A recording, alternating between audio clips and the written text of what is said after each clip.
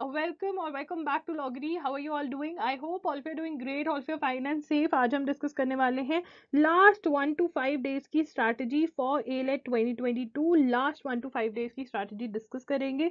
देखिए, सबसे पहले हम डिस्कस करेंगे कि कौन से इंपॉर्टेंट टॉपिक्स हैं. हर सेक्शन में से हम इंपॉर्टेंट टॉपिक्स डिस्कस करेंगे, ठीक है, क्योंकि आपको पता होना चाहिए कि न्यू पैटर्न में चेंज आ गया है. 2022 का जो आपका पेपर है वो चेंज्ड पैटर्न से होगा, ठीक है. तो वो पैटर्न भी डिस्कस करेंगे. उसके बाद देखेंगे कि स्क्रैच जीरो से क्या प्रिपरेशन हम कर सकते हैं, कौन कौन बच्चे हैं जो कर सकते हैं, अगर वो नहीं कर सकते तो उनको क्या करना चाहिए, ये सब कुछ डिस्कस करेंगे. बुक्स के बारे में डिस्कस करेंगे और एक और चीज के बारे में बहुत अच्छे से डिस्कस करेंगे, वो है how to revise, how you should revise for A-Let 2022. बहुत बच्चे कह रहे हैं कि दी बोर्ड एग्जाम्स के बाद बहुत ज़्यादा डिस्कनेक्टेड फील हो रहा है, डिस्कनेक्टेड. तो भाई आपका कनेक्शन बनवाएंगे A-Let 2022 के साथ. तो देखते हैं क्या करना है A-Let 2022 के लिए. स्टार्ट करते हैं आज के सेशन के साथ. वीडियो को लाइक कर देना, कमेंट कर देना और वीडियो को शेयर भी कर देना. और यार चैनल को सब्सक्राइब कर दिया करो please. Yeah guys, welcome to Logiri. I hope you're subscribed to Logiri's YouTube channel and hit that bell notification so that you do not miss any of our videos. And I hope you're following us on Instagram. We're there by the name @IamLogiri. We do pretty motivational stuff out there. If you want to stay happy, if you want to stay motivated, and if you want to stay connected a little more with Logiri, then do follow us on Instagram. Important dates देख लेते हैं. तो आपका 26 जून 2022 को paper है, ठीक है ना. सब तैयार है पेपर के लिए? चलिए, तैयार होने भी चाहिए बिकॉज पेपर बहुत पास आ गया. बट हमें क्या अपनी स्ट्रैटेजी रखनी चाहिए वो डिस्कस करेंगे इस वीडियो में. टाइप्स ऑफ स्टूडेंट्स, अलग अलग बच्चे अलग अलग सिचुएशन में, और हम हर सिचुएशन को हमेशा की तरह डिस्कस करेंगे. तो सबसे पहली सिचुएशन वो बच्चा है जो कह रहा है कि क्या दी मैं जीरो से स्टार्ट कर सकता हूँ, can I start from scratch for A-Let. देखिए, A-Let का सिलेबस जो है वो बहुत ही ज़्यादा है as compare to CLAT. Topics, number of topics ज़्यादा है. इंग्लिश के अंदर आपको ग्रामर भी कवर करना है, ठीक है. उसके बाद मतलब नंबर ऑफ टॉपिक्स थोड़े बढ़ जाते हैं. बट मैं ये नहीं कह रही हूँ कि आप जीरो से अभी नहीं तैयारी कर सकते. आपको क्या देखना चाहिए, हर बच्चे का अपना एक उन्होंने अपने टॉपिक्स कवर किए होते हैं. क्या पता आपने कहीं पर आपने स्कूल में ग्रामर बहुत अच्छे से करी हो, तो आपके लिए ग्रामर कोई प्रॉब्लम वाली बात ही नहीं है. तो इसलिए मैं आपको सजेस्ट करूंगी कि अभी ये वाला पॉइंट पढ़कर ही आप ये डिसाइड मत कर लीजिए कि A-Let नहीं हो सकता. Instead what you should do is you should go through the syllabus, still go through the syllabus and see if you by chance you have covered some topics and the rest of the topics can be covered in 5 to 6 days that you have. ठीक है ना. तो आपको सभी subjects का topics देखने चाहिए. अगर आपको लगता है कि हाँ यार ये तो मैं थोड़ा सा रिवाइज करके ब्रश अप हो जाएगा and I will be good to go, then it is good. नहीं तो मैं आपको इंपॉर्टेंट टॉपिक्स बता देती हूँ. अगर आप कह रहे हो कि नहीं मुझे A-Let को एक अच्छा वाला ट्राई तो देना ही है, आप मुझे इंपॉर्टेंट टॉपिक्स बता दीजिए, तो I am going to tell you the important topics जो आपको कर कर जाने चाहिए फॉर A-Let, अगर आपको A-Let का एग्जाम देना ही देना है, ठीक है. उसके बाद बात करते हैं वो बच्चे जो 50-50 जो सिलेबस देखने के बाद कहेंगे. तो सिलेबस देखने के बाद क्या करना है, डिवाइड एंड रूल करना है. क्या करना है, जो हमें ब्रिटिशर्स बहुत अच्छे से सिखा कर गए, क्या करना है, डिवाइड एंड रूल करना है. तो डिवाइड एंड रूल का मतलब क्या है, हम अपने टॉपिक्स 50-50 में डिवाइड कर लेंगे. एक वो टॉपिक जो हमें बहुत अच्छे से आता है, एक वो टॉपिक जो हमें अच्छे से नहीं आता है, या एक वो टॉपिक भी हो जाएंगे. 3 डिविजन्स भी हो सकती है जो हम अगर थोड़ा सा पढ़ लें तो वो 100% वाले कैटेगरी में जा सकते हैं. समझ आ रहा है सभी को. चार्ट सेक्शन में 100% वाले टॉपिक्स हमारे होंगे. एक तो कौन से टॉपिक्स होंगे, यहाँ पे लिख देते हो 100% वाले टॉपिक्स जो थोड़ा सा रिवाइज किया, पहले पढ़ा हुआ अच्छा से, थोड़ी सी प्रैक्टिस करी, हो गया. एक हमारा टॉपिक होगा 50-50 वाले टॉपिक्स, मतलब ये अगर हमने थोड़े से पढ़ दिए, थोड़ा सा पढ़ा हुआ है, थोड़ा पढ़ देंगे तो हो जाएगा. तो ये हमारे क्या बन जाएंगे, 100%. और एक जो होंगे हमने जीरो से स्टार्ट करने. तो अगर हम ऐसा कर लेंगे तो भी हमारी थोड़ी सिचुएशन इजी हो जाएगी. उसके बाद है 100% वाले बच्चे, वो बच्चे जो कह रहे हैं कि दीदी देखो सिलेबस तो हमारा पूरा हो गया, सिर्फ 1-2 टॉपिक्स रह गए हैं, थोड़ा सा करंट अफेयर्स रह गए, मुझे पता है, ठीक है. तो 90 to 100% वाले जो बच्चे हैं उनको क्या करना है, जो थोड़ा बहुत टॉपिक्स रह गए हैं तुम्हारे, मेक श्योर इंपॉर्टेंट टॉपिक कोई नहीं रहा है जो मैं बताऊंगी वो इंपॉर्टेंट मार्क कर लेना, ठीक है. तो अब क्या करना है, रिविजन करनी है. हाउ टू रिवाइज हम डिस्कस करने वाले हैं इस वीडियो में. रिविजन बहुत ज्यादा जरूरी है. बहुत बच्चों को जो CLAT देकर आए उन्होंने यही बोला कि दीदी थी, आपने बिल्कुल सही बोला था कि रिविजन करनी भी बहुत इंपॉर्टेंट है। हमने सारे के सारे टॉपिक्स पढ़े थे क्लैट के लिए, बट एंड डे में हमने रिवाइज नहीं किया। जो हमारे पास आखिरी के लास्ट 4 to 5 डेज थे, उसमें हमने रिविजन नहीं किया, इसलिए हमें थोड़ी प्रॉब्लम आई पेपर में। अगर हम रिविजन कर जाते, अगर हम अपने आप को फोर्स कर लेते कि रिविजन करो, तो हमारा पेपर और भी अच्छा होता। तो इसलिए रिविजन बहुत ज्यादा जरूरी है। अगर आपने पहले सभी के सभी topics, you've studied the topics, it is very important that before the exam you should revise, and in this video we are going to discuss that how you have to revise। ठीक है, चले आगे, चलो hearts बना दो chart section में। About the exam discuss करते हैं, अबाउट द एग्जाम, और इसमें हमें पैटर्न के बारे में भी पता चल जाएगा। सभी का फोकस स्क्रीन के ऊपर, बहुत ज्यादा जरूरी चीज है ये। तो वो कह रहे हैं कि एलेट 2022 जो होगा वो BA LLB ऑनर्स के लिए होगा। तो NLU दिल्ली में 5 ईयर लॉ ही है, 3 ईयर लॉ नहीं है। ठीक है, और जो हमारा पेपर होगा उसमें कितने सेक्शंस होंगे? 3 सेक्शंस होंगे। तो 3 सेक्शंस होंगे पेपर के अंदर हमारे, और ये जो सेक्शंस हैं इसमें 150 MCQs होंगे, और हर एक क्वेश्चन 1 मार्क का होगा। देयरफॉर जो हमारा पेपर है वो कितने मार्क्स का है? 150 मार्क्स का है। ठीक है, और ये हमें कितना टाइम देंगे पेपर सॉल्व करने के लिए? 90 मिनट्स देंगे हमें। कितने मिनट्स देंगे? 90 मिनट्स देंगे। ठीक है, उसके बाद आगे चलते हैं। 3 सेक्शंस हैं यहाँ पर। हमारा सेक्शन ए जो है वो कौन सा होगा? इंग्लिश का होगा। इंग्लिश कितने मार्क्स की? हमारी 50 मार्क्स के। तो एक ही सेक्शन है जो क्लियर कट हमें पता चलता है कि वो ज्यादा नंबर का है, वो है English. No doubt current affairs का भी इन्होंने हमें बता दिया। करंट अफेयर्स एंड जीके कह रहे हैं कि 30 मार्क्स के हमारे होंगे। ठीक है, तो यही मार्क्स डिस्ट्रीब्यूशन में हमारा जो है सिस्टम इन्होंने चेंज किया है एलेट वालों ने। ठीक है, अब लॉजिकल रीजनिंग में ये बोल रहे हैं कि आपको 70 मार्क्स की लॉजिकल रीजनिंग आएगी, बट उसके अंदर लॉजिकल रीजनिंग में ही ये लीगल भी डाल देंगे। ठीक है, तो यहाँ पे हमें पढ़ने को मिल रहा है, लीगल प्रिंसिपल्स में be used in the logical reasoning section to test candidates understanding and familiarity of legal reasoning, but the examination will not require any prior knowledge of law or technical understanding of legal principles or legal terms। तो ये क्या कह रहे हैं? Prior knowledge of law required नहीं है। हम इनका विश्वास करेंगे नहीं, we are not going to trust him. ठीक है, we have to study the basics of law so that हम लीगल रीजनिंग के जो क्वेश्चंस हैं हमारे वो अच्छे से पढ़ पाए। ठीक है, उसके बाद हमारी आती है नेगेटिव मार्किंग। 0.25 मार्क्स की नेगेटिव मार्किंग है यहाँ पर। ठीक है, तो रॉन्ग आंसर देते हो तो मार्क्स कट जाएंगे। ठीक है, उसके बाद जो डिसाइडिंग फैक्टर रहेगा, मतलब अगर सेम मार्क्स आते हैं तो लॉजिकल रीजनिंग जो आपका है वो डिसाइडिंग फैक्टर रहेगा। ये बात की बात है, पहले हमें अपना अच्छे से पेपर देकर आना है और देखते हैं कि सेक्शन वाइज सिलेबस क्या है और उसमें से बहुत ज्यादा इंपॉर्टेंट क्या है जो हमें अभी मिस आउट कर नहीं जाना है। बात करते हैं इंग्लिश की, क्योंकि इंग्लिश हमारी 50 मार्क्स की है। कितने मार्क्स की इंग्लिश? 50 मार्क्स की, तो बहुत ज्यादा जरूरी हो जाती है 50 मार्क्स। ठीक है, तो इसके अंदर हमारे लिए रीडिंग कॉम्प्रिहेंशन आएगा ही आएगा, ये इंपॉर्टेंट है। अच्छे से प्रिपेयर करके जाएंगे रीडिंग कॉम्प्रिहेंशन। अगर आपने क्लैट के लिए अच्छे से प्रिपेयर कर रहे थे तो बस थोड़ी से प्रैक्टिस कर चले जाना, रिविजन कर चल जाना कि हाँ हम कैसे different types of question solve करते हैं। अगर आपको ऐसा लगा कि क्लैट में कोई पर्टिकुलर टाइप ऑफ क्वेश्चन था जो हमसे सॉल्व नहीं हो पाया, या फिर आपने क्लैट नहीं दिया, आप सिर्फ और सिर्फ एलेट दे रहे हो, तो आप अच्छे से अपनी रीडिंग कॉम्प्रिहेंशन की प्रैक्टिस कर जाना। सबसे पहले थ्योरी पढ़ लेना दोबारा से, थ्योरी के अंदर कि डिफरेंट टाइप्स ऑफ क्वेश्चन कैसे सॉल्व होते हैं ये पढ़कर जाएंगे, और उसके बाद हम प्रैक्टिस भी कर जाएंगे रीडिंग कॉम्प्रिहेंशन। ठीक है ना। अच्छा होगा कि अगर आप previous year question papers of AILET और क्लैट में से, ऑफ एलेट एंड क्लैट में से रीडिंग कॉम्प्रिहेंशन की प्रैक्टिस कर लें, वो बहुत बढ़िया रहेगा। बुक का लिंक डिस्क्रिप्शन बॉक्स में दे दूंगी। Previous year question papers of AILET and CLAT are also available on my website www.lawgiri.com। वहां पर जाके भी आप पेपर्स सॉल्व कर सकते हैं फ्री के अंदर। ठीक है, उसके बाद आता है सब्जेक्ट वर्ब अग्रीमेंट, टेंसेस। तो ये हमारी ग्रामर स्टार्ट हो जाती है, तो ग्रामर की भी हम अच्छे से पढ़ाई कर जाएंगे, क्योंकि इन्हीं के बेसिस पे आता है हमारा एक टॉपिक जिसका नाम है स्पॉटिंग एरर्स। ठीक है, ये इनका फेवरेट टॉपिक है, देयरफॉर इंपॉर्टेंट है। सब्जेक्ट वर्ब, टेंसेस, प्रेपोजिशंस भी यहाँ पर हम ऐड कर जा सकते हैं।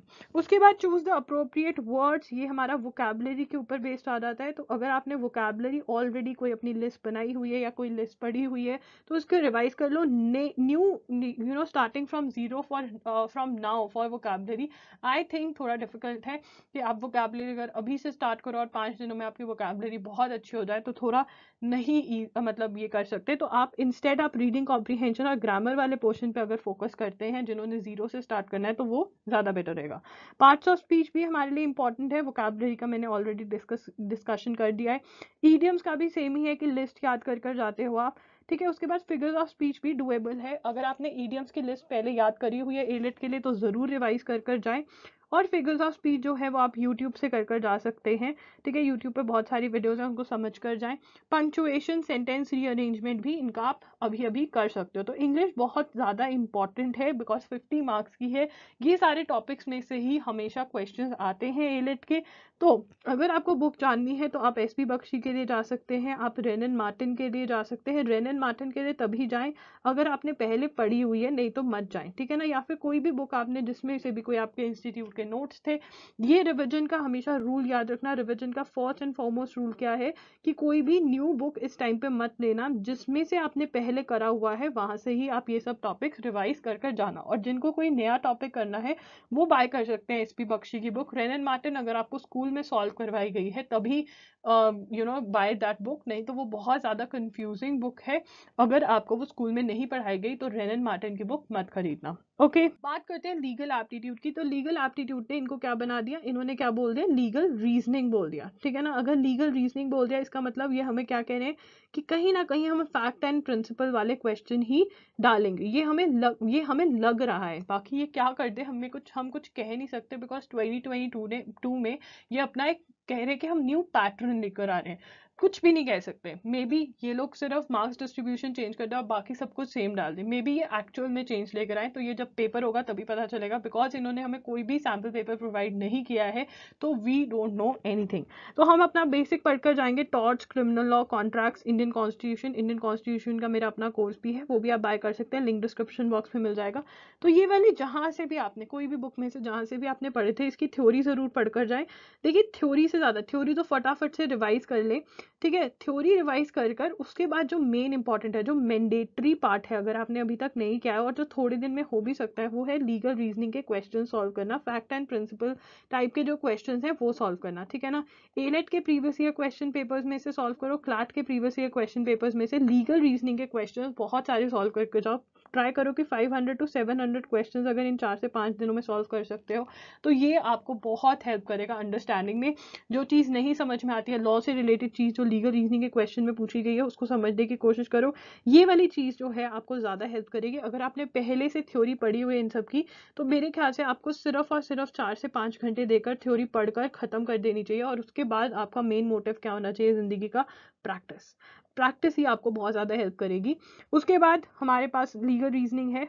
बात करते हैं लॉजिकल रीजनिंग की और क्रिटिकल रीजनिंग की। देखिए अब एक और चीज़ जो मैं आपको बता देना चाहती हूँ, जब हम लीगल वाले पार्ट की बात करते हैं तो बहुत ज़्यादा कन्फ्यूजन जो हो रही है वो हो रही है लीगल करंट अफेयर्स वाले पार्ट के लिए, ठीक है। कि लीगल करंट अफेयर्स वाला पार्ट कैसे आएगा, कैसे नहीं आएगा। तो दो चीज़ें, एक तो है इन्होंने बोला है no prior knowledge of law required. क्या बोला है, नो प्रायर नॉलेज रिक्वायर्ड, ठीक है। अब देखो लीगल करंट अफेयर्स तो प्रायर नॉलेज ऑफ लॉ ही होगी ना, बट पहले अगर हम पेपर देखते हैं 2022 से पहले जितने भी पेपर्स होते हैं, तो ये क्या करते हैं, ये करंट अफेयर्स में डाल देते होते थे या इवन लीगल पार्ट में भी डाल देते थे, बट ये फिर लीगल पार्ट में लीगल जीके भी डालते होते थे। तो ये अभी एक क्वेश्चन मार्क ही है कि क्या हमें कर जाने चाहिए या नहीं। तो अगर तो आपने अभी जीरो से प्लानिंग कर रही है कि हाँ मुझे पढ़ना है, तो मैं कहूँगी लीगल रीजनिंग वाले क्वेश्चंस पे ज़्यादा फोकस करें रादर देन लीगल जीके वाले क्वेश्चंस पे, क्योंकि ये डाउट में है। और same for legal current affair, अगर आपने पहले से पढ़े हुए हैं तो फटाफट से उनको रिवाइज कर दीजिए जहाँ से भी आपने पढ़े थे, ठीक है। और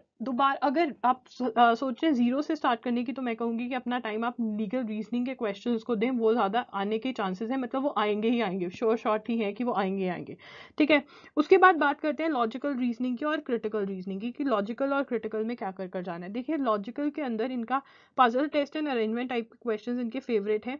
तो इसके लिए आपके पास वर्बल रीजनिंग की बुक अगर है उसमें से कर सकते हो, नहीं तो जो भी बुक में से आपने पहले किया था वहां से करें। अगर नए से कर रहे हो तो verbal reasoning by RS Agarwal की बुक आती है, उसमें पजल टेस्ट नाम का चैप्टर होता है, उसमें अरेंजमेंट टाइप के क्वेश्चन होते हैं, वो जरूर सॉल्व करके जाएं। इनके लिए वो बहुत ज्यादा इंपॉर्टेंट है ये वाले क्वेश्चन, ठीक है। उसके बाद आपका direction sense test, clocks and calendars, coding decoding, series, blood relations, mathematical operations, analogy. Analogy का बेसिक कॉन्सेप्ट समझ जाएं, पूरी पूरी एक्सरसाइज आपसे नहीं होगी। जो बच्चे अभी स्टार्ट करें उनके लिए एक ही टिप है कि वर्बल रीजनिंग के अंदर आप एग्जाम्पल सॉल्व कर जाएं। एग्जाम्पल्स के बाद जो एक्सरसाइज है उसके अंदर से पिक एंड चूज करके ही क्वेश्चन सॉल्व करें। सारी की सारी एक्सरसाइज इस टाइम पे सॉल्व करनी थोड़ी डिफिकल्ट है। जो रिविजन मोड के अंदर है, रिवाइज करना चाहते हैं उनको, अब उन्होंने जो टिप्स एंड ट्रिक्स नोट कर रखे हैं, आपने टिप्स एंड ट्रिक्स जो नोट कर रखे हैं वो टिप्स एंड ट्रिक्स ज़रूर रिवाइज करें, ठीक है। और प्लस अगर आपने रॉन्ग और डिफिकल्ट क्वेश्चंस मार्क करे हुए हैं तो वो रॉन्ग और डिफिकल्ट क्वेश्चंस ज़रूर रिवाइज कर जाएं, और प्लस कुछ रैंडम क्वेश्चंस भी रिवाइज करें। जब आप रैंडम क्वेश्चंस रिवाइज करेंगे तो आपको सब कुछ याद आ जाएगा कि क्या है टॉपिक, कैसे सॉल्व करते थे और जो भी उससे रिलेटेड है, ठीक है। तो ऐसे आपको करना है। उसके बाद हमारे पास आ जाते हैं कुछ क्रिटिकल रीजनिंग के टॉपिक, कुछ क्या बहुत सारे ही हैं इधर। तो क्रिटिकल रीजनिंग के अंदर हमारा argument, statement, conclusion, cause and effect, inference, assertion, reason, courses of action, ठीक है, सिलॉजिज्म्स। अब इसके अंदर अगर हम इंपॉर्टेंट देखें तो हमें लगता है कि ये वाले तो आते ही आते हैं, ठीक है ना, ये वाले टॉपिक्स हमारे आते ही आते हैं, और बाकी सब भी पहले तो आते थे, बट अब देखो इन्होंने जो चेंज किया है उसमें आते हैं या नहीं। तो अगर हमें ये सारे टॉपिक्स हमने पहले पढ़े हुए तो रिवाइज कर जाएंगे सारे का सारा, ठीक है। एम के पांडे की बुक में से रिवीजन कर सकते हो या कहीं से भी जहाँ से आपने पढ़े हैं ये टॉपिक्स वहाँ से करें। और जो बच्चे नया करने चाहते हैं, मतलब अगर वो जानना चाहते हैं कि हाँ इंपॉर्टेंट कौन से वाले हैं, तो जो ये वाले टॉपिक्स हैं ये आते ही आते हैं, जो मैंने ब्लू से भी मार्क करे और जिनके आगे स्टार भी लगाया है। बाकी अगर आपने पहले ये टॉपिक्स पढ़े हैं, मेरी रिक्वेस्ट है कि आप प्लीज़ प्लीज़ प्लीज़ रिवाइज करके जाए। रिवीजन का सेम फंडा है, जो थ्योरी है वो पढ़ जाएं, अगर उसमें मार्क करा हुआ है, अंडरलाइन किया हुआ है तो वो ज़रूर पढ़ें, और उसके बाद अपने क्वेश्चन ज़रूर अटेम्प्ट करें। देखिए it is very very important कि रिवीजन के टाइम पे आप सिर्फ और सिर्फ थ्योरी पढ़कर ना जाएं, बल्कि आप क्वेश्चंस भी सॉल्व करें। क्वेश्चन सॉल्व करेंगे तो उससे बहुत ज़्यादा बेनिफिट होगा आपको, ठीक है। बात करते हैं जनरल नॉलेज की। तो जनरल नॉलेज में आपका आ जाता है करंट अफेयर्स और स्टैटिक जीके, और यहाँ पर आपकी एलेट के अंदर स्टैटिक जीके आती है। तो बट अगेन स्टैटिक जीके से ज़्यादा अगर हम इंपॉर्टेंस देखें तो मुझे लगता है करंट अफेयर्स तो पक्का से पक्का ही आएगी। एंड क्योंकि आपने दूसरे एग्जाम्स के लिए करंट अफेयर्स कवर करी होगी तो करंट अफेयर्स को ज़रूर पढ़कर जाएं, और अगर आपने स्टैटिक जीके जहाँ से भी कवर करी है तो अगेन उसको रिवाइज कर जाएं, ठीक है। जो बच्चे कह रहे हैं कि हाँ हमें अभी बता दीजिए जो सबसे चीज़ ज़्यादा फोकस करने वाली है, तो वो करंट अफेयर्स है, ठीक है। अब बट अगर आपने स्टैटिक जीके भी पहले पढ़ी हुई है तो उसको रिवाइज कर ज़रूर जाएं, ठीक है। उसके अंदर इनके लिए इंटरनेशनल न्यूज़ बहुत इंपॉर्टेंट होती है, news related to international organisations, law related news to USA, treaties, national and international survey index, national news awards, business, space and defence, static GK. तो यहाँ से ये वाला जो पार्ट है, अब देखिए ऑप्शन नंबर 1, आप लोगों को एक चीज़ समझनी पड़ेगी कि अगर आपने करंट अफेयर्स मैगजीन, ठीक है, करंट अफेयर्स मैगजीन आपने स्टार्ट करे हुए थे कि आप करंट अफेयर मैगजीन में से पढ़ रहे थे क्लैट के लिए, और कुछ करंट अफेयर्स मैगजीन कुछ मंथ्स की आप कर चुके हैं, तो आप वो ही कंटिन्यू करें। सबसे ज़्यादा जो इम्पॉर्टेंट हमारे लिए मैगजीन है वो है हमारी जनवरी 2022 से लेकर के एटलीस्ट हम 10 जून 2022 तक की न्यूज़ कवर कर जाएं, ठीक है ना, to be on the safe side. उसके बाद ये कवर अगर हमारी हो गई है, कोई भी आप आईएएस विजन पढ़ रहे थे, दृष्टि आईएएस पढ़ रहे थे, प्रतियोगिता दर्पण पढ़ रहे थे, कुछ भी पढ़ रहे थे वो कंटिन्यू करें। कोई अपनी इंस्टीट्यूट की करंट अफेयर्स मैगजीन पढ़ रहे थे, एनीथिंग, उसमें से ही कंटिन्यू रखें, सेम ही वो कवर करें, ठीक है ना। और ट्राई करें कि आप मिनिमम एटलीस्ट कुछ और नहीं तो अक्टूबर, नवंबर, दिसंबर 2021 की न्यूज़ भी कवर कर जाएं, ठीक है ना। तो ये आप करें। अगर आप ऑलरेडी करंट अफेयर्स मैगजीन पढ़ रहे थे तो ये कॉन्सेप्ट चेंज मत करें, ठीक है। ऑप्शन नंबर 2 के अंदर ये आ जाता है कि आप कोई भी मैगजीन ऐसी खरीद सकते हैं जिसके अंदर तो या तो जनवरी 2022 से लेकर के मई 2022 तक की न्यूज़ कवर होती हो। दृष्टि की आती है, वो आपको शॉप्स से ही मिलती है। अगर आपको ये नहीं मिल रही है, क्रॉस आउट कर सकते हैं। तो शॉर्टकट टिट्स का है, टिट्स की जुलाई एडिशन आप बाय कर सकते हैं, या एनी अदर कहीं से भी अगर आप कर रहे हैं। अगर आप कोई यूट्यूब वीडियो भी देख रहे हैं तो प्लीज़ मेक श्योर कि आप नोट्स बनाएं। तो इस टाइम पे यही कर सकते हैं और कुछ नहीं। क्योंकि एलेट की भी जो करंट अफेयर्स आते हैं उनकी क्वालिटी बहुत अच्छी होती है। मैं भी ट्राई करूंगी थोड़ी वीडियोस डालने की करंट अफेयर्स की, जिसके अंदर मैं आपको इंपॉर्टेंट क्वेश्चंस कवर करवा दूं। इस टाइम पे आप यही कर सकते हैं और कुछ नहीं, ठीक है। नहीं तो अगर आप चाहते हैं कि हाँ पढ़ना ही है तो आप करंट अफेयर्स मैगजीन 2022 की मिनिमम पढ़कर जा सकते हैं, जैसे आईएएस विजन, प्रतियोगिता दर्पण, ठीक है, ये पढ़कर जा सकते हैं इस टाइम पे। बट जो बच्चों ने अपनी मैगजीन स्टार्ट करी हुई थी, मान लीजिए आपने 5 to 6 मंथ्स की ऑलरेडी कवर करी हुई है, आप कुछ और नहीं तो वो 5 to 6 मंथ्स जो आपने पढ़े हुए हैं वो ज़रूर रिवाइज करके जाएं। ट्राई करें वो 2022 और 2021 के थोड़े लेटर वाले मंथ्स की हो तो बहुत बढ़िया रहेगा। समझ में आ रहा है? अगर कोई भी डाउट्स हैं तो कॉमेंट कर सकते हैं। आप मेरे को इंस्टाग्राम पे मैसेज कर दीजिए, मैं रिप्लाई करूंगी। नहीं तो आप मेरे साथ पेड 1-on-1 सेशन भी बुक करवा सकते हैं, लिंक डिस्क्रिप्शन बॉक्स में मिल जाएगा। क्लियर है इस बात पे? अब बात करते हैं स्टैटिक जीके की। तो स्टैटिक जीके के लिए क्या करना चाहिए? देखिए स्टैटिक जीके के लिए अगर आप चाह रहे हैं कि बिल्कुल नए न्यू से स्टार्ट करें, आपका सारा का सारा मान लीजिए सिलेबस हो गया और स्टैटिक जीके ही करना है, तो आप एमसीक्यू सॉल्व कर कर जा सकते हैं। यूनिवर्सल की बुक में एमसीक्यूज होते हैं, ठीक है, तो एमसीक्यू सॉल्व कर कर जा सकते हैं।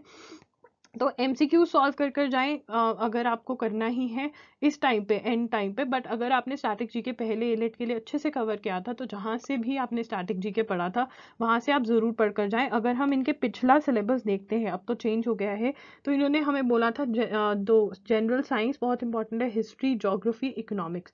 सिविक्स तो हमारी इंडियन कॉन्स्टिट्यूशन ही हो जाती है। तो इन चारों के आप एमसीक्यूज पढ़कर जा सकते हैं यूनिवर्सल्स की बुक में से, सिर्फ और सिर्फ एमसीक्यूज, ठीक है ना।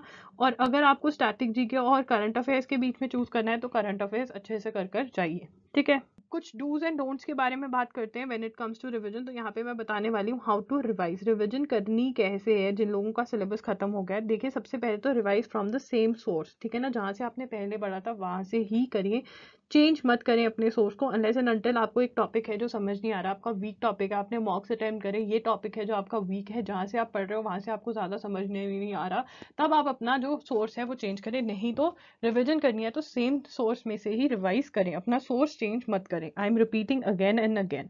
उसके बाद टॉपिक के डिटेल में घुसने की कोई ज़रूरत नहीं है, अनलेस एंड अनटिल वो वीक टॉपिक है आपका, आपने मॉक्स में देखा और आपको लग रहा है कि हाँ यही टॉपिक है जो मेरा वीक है, तो आप उसको डिटेल में पढ़ें, फिर तो आप उसकी थ्योरी भी पढ़ें, फिर तो आप इसके क्वेश्चंस भी अच्छे से करें सॉल्व, ठीक है। बट अगर आप नॉर्मल रिविजन कर रहे हैं हर टॉपिक की, तो डिटेल में ना घुसें, आप नॉर्मली जो आपने मार्क किया हुआ है, अंडरलाइन किया हुआ है, ठीक है, वो पढ़ें, या पॉइंटर्स बनाए हुए हैं वो पढ़ें। अगर अंडरलाइन मार्क नहीं किया हुआ तो स्किप एंड स्किम करें, जहाँ पे आपको लग रहा है इंपॉर्टेंट पॉइंट आ रहा है वही पढ़े, एंड बाकी सारा मिस आउट कर जाए, ठीक है। और ये इंपॉर्टेंट है कि आप थ्योरी रिवाइज करें, plus it is very very important कि आप क्वेश्चंस भी प्रैक्टिस करें। इट इज़ वेरी इंपॉर्टेंट कि क्वेश्चंस का प्रैक्टिस करना ही ज़्यादा इंपॉर्टेंट है, ठीक है। आपके पास 4 to 5 डेज हैं। अब आप 4 to 5 डेज में क्या कर सकते हैं? 4 to 5 डेज में आप कह दीजिए 4 to 5 डेज है हमारे पास, तो आप ये करिए कि आप 2 डेज के अंदर फटाफट से रिवाइज करें, ठीक है। रिविजन के अंदर थ्योरी भी पढ़नी है और क्वेश्चंस भी सॉल्व करने हैं, तो सारा थ्योरी प्लस प्रैक्टिस करेंगे आप, ठीक है ना। उसके बाद आप मॉक टेस्ट सॉल्व करना स्टार्ट करें, back to back mock test solve करें, चाहे दिन में 2 से 3 मॉक टेस्ट उठाकर, चाहे प्रीवियस ईयर क्वेश्चन पेपर्स ही उठाकर सॉल्व करें, ठीक है। और ये आपको करना है। और यहाँ पे मुझे याद आ जाता है मैथ्स का पॉइंट। तो मैथ्स अगर पढ़कर जाना है या नहीं, ये बहुत बड़ा क्वेश्चन है। देखिए इन्होंने क्लियरली मैथ्स नहीं मेंशन किया है, बट हमारे पास लॉजिकल रीजनिंग है, कुछ एग्जाम्स लॉजिकल रीजनिंग के अंदर ही मैथ्स डाल देते हैं, ठीक है ना। तो क्लैरिटी नहीं है। अगर आपने मैथ्स कवर किया हुआ है तो बेसिक मैथ्स, जैसे बेसिक मैथ्स, डाटा इंटरप्रिटेशन नहीं, basic maths, profit and loss, simple interest, percentage, average, ratio and proportion, ये वाले question, service area and volume, इनका फॉर्मूला रिवाइज कर जाइए, थोड़े बहुत क्वेश्चन रिवाइज कर जाइए, to be on the safe side. अगर मैथ्स आपने नहीं उठाया तो अभी आप उठा भी नहीं सकते हो, तो मैथ्स का ये रहेगा, ठीक है। तो ये आपको करना है। फिर उसके बाद मॉक्स आप प्रैक्टिस करेंगे, मॉक्स जो एलेट वाले आप प्रैक्टिस करेंगे, ऑब्वियसली उसके अंदर जो प्रॉब्लम आ रही है, ठीक है, वो आप देखेंगे कि क्या प्रॉब्लम आ रही है, और ऑब्वियसली आप मेरे साथ भी शेयर कर सकते हैं ये प्रॉब्लम आ रही है। मान लीजिए आपको स्पीड की प्रॉब्लम आ रही है, ठीक है ना, स्पीड की प्रॉब्लम के अंदर ये आ रहा है कि आपसे टाइम मैनेजमेंट नहीं हो रही है, तो वो टाइम मैनेजमेंट आप मेरे साथ शेयर करिए, then I will come up with either a new video, या फिर मैं आपको वहीं पे सॉल्व कर दूंगी आपकी प्रॉब्लम। कमेंट भी कर सकते हैं, या फिर आपको प्रॉब्लम किसी टॉपिक में भी आ सकते हैं। मे बी आपकी टॉपिक के अंदर प्रॉब्लम ये आ रही है कि आपका यही एक टॉपिक है पर्टिकुलरली जो गलत हो रहा है, तो ऑब्वियसली आप उसको स्क्रैच से पढ़ेंगे, study that topic from scratch. तो यही करना है हर मॉक के बाद। मॉक लिया, उठाया, उसको सॉल्व किया, उसको एनालाइज किया, प्रॉब्लम सॉल्व करी उसके अंदर, मतलब देखना है कि क्यों प्रॉब्लम क्या आ रही है, क्यों मेरा स्कोर कम है, उसको स्कोर को मैं कैसे बढ़ा सकती हूँ। अगर वीक टॉपिक निकल रहा है, वीक टॉपिक में पढ़ूंगी। अगर अटेम्प्ट करने में कोई प्रॉब्लम है, तो वो अटेम्प्ट करने की प्रॉब्लम को भी हम हैंडल करेंगे, ठीक है ना। आप क्लैट वाली वीडियोस भी देख सकते हैं, नेगेटिव मार्किंग कैसे हैंडल करनी है, टाइम मैनेजमेंट कैसे करना है, वो अगर आप चाहते हो तो आई will come up with new video. But ये सब कुछ करना है और फिर आपको फुल लेंथ मॉक्स पे आ जाना है, ठीक है। ये आपको करना है। टाइम मैनेजमेंट में सबसे पहले मैं आपको कहूंगी कि खुद आइए कि अगर आपके पास 90 मिनट्स हैं, ये आपको कितना टाइम दे रहे हैं, 90 मिनट्स दे रहे हैं, 90 मिनट्स में आपको 150 क्वेश्चन सॉल्व करने हैं, तो आप खुद ट्राई करें कि मैं क्या अपना टाइम मैनेजमेंट रखना चाहूँगी। इंग्लिश के अंदर हमें एक्सपेक्टेड यही है कि रीडिंग कॉम्प्रीहेंशन और ग्रामर आएंगे, ठीक है। तो आप कितना टाइम देना चाहेंगे। उसके बाद करंट अफेयर्स को ऑब्वियसली 30 क्वेश्चन ही आपके पास करंट अफेयर्स के, ज़्यादा क्वेश्चंस नहीं है, तो I think 5 to 8 minutes, 8-9 minutes में आपके क्वेश्चंस हो जाने चाहिए, और बाकी सारा टाइम आप लॉजिकल रीजनिंग को दें, ठीक है ना। तो ऐसा सा कुछ होना चाहिए। इंग्लिश के अंदर भी आपका 20-25 मिनट्स से ज़्यादा टाइम नहीं होना चाहिए, 25 मिनट्स, और इसका इंग्लिश का दिया आपने 10 मिनट्स भी अगर आप जीके को दे रहे हो, तो उसके बाद 35 मिनट्स के बाद बाकी सारा टाइम आपको लॉजिकल को देना पड़ेगा, क्योंकि वो वैसे भी 70 मार्क्स का आपका आ जाता है, ठीक है। तो ये वाली चीज़ आप करेंगे, तो आपको टाइम मैनेजमेंट करना पड़ेगा। इसके अंदर टाइम मैनेजमेंट में एक और टिप मैं आपको देना चाहती हूँ कि अपना टाइम मैनेजमेंट सोच लीजिए कि मेरे को कैसे टाइम मैनेज करना है, ठीक है ना। टाइम मैनेजमेंट जैसे करना है उसको पेपर पे लिख लीजिए कि ऐसे मुझे टाइम मैनेज करना है। उसके बाद एक मॉक टेस्ट सॉल्व करें। क्या करें? मॉक टेस्ट सॉल्व करें।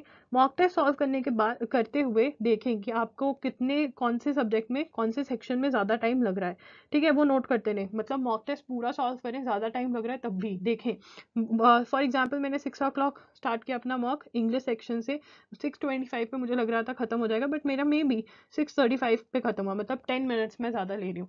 फिर उसके बाद मैं देखूंगी कि कौन से सेक्शन में ज़्यादा है, और फिर मैं उसके सेक्शन वाइज टेस्ट ले सकती हूँ और अपना स्पीड बढ़ा सकती हूँ। यस, आप इस टाइम पे स्पीड बढ़ा सकते हैं। यही टाइम होता है जब बच्चे अपनी स्पीड बढ़ाते हैं, सिलेबस खत्म हो गया है, और तो स्पीड पे काम करना पड़ता है इस टाइम पे, ठीक है।